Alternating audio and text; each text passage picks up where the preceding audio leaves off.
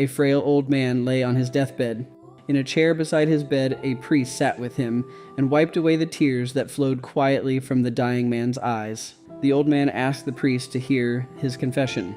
After receiving the sacrament, he said to the priest, "My son, if the Lord calls me tonight, ask all my brothers to forgive me for the trouble I've caused them.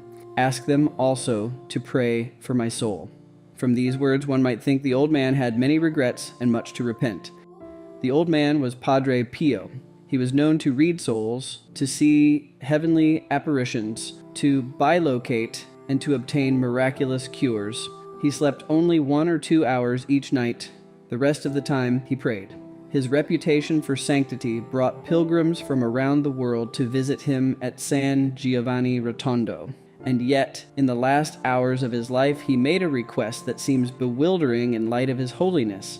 Why would Padre Pio, whom many considered a living saint, who seemed to have one foot in heaven throughout his entire life, beg prayers for his soul?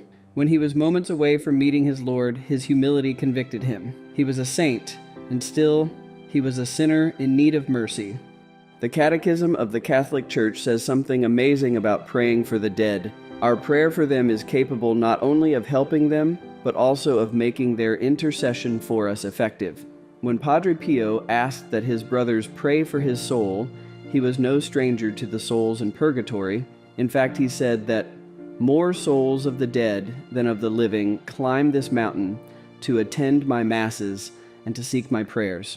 He told stories of souls who had come to him in visible human form to ask for his intercession. He mystically understood what kinds of sins brought people to purgatory. Padre Pio was so busy trying to empty purgatory that, for those who knew him, it must have seemed that he would never need to land there himself. But still he asked for prayers for his soul. He knew that he sinned, and even if he went straight to heaven, those prayers would never be wasted. Other souls in purgatory could benefit from the offering. It is a comfort to us on earth, when a loved one dies, to think that the person is in heaven. This consolation is real and sweet. It is right and good for us to hope for heaven. But we must not forget what Padre Pio understood. Death is not always a free pass to heaven. In order to get there, many souls need the gift of our prayers.